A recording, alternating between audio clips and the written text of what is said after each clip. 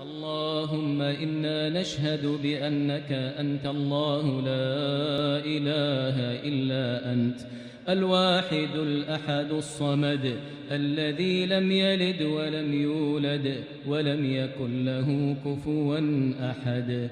اللهم يا رب جبرائيل وميكائيل وإسرافيل، يا فاطر السماوات والأرض، يا عالم الغيب والشهادة، أنت تحكم بين عبادك فيما كانوا فيه يختلفون.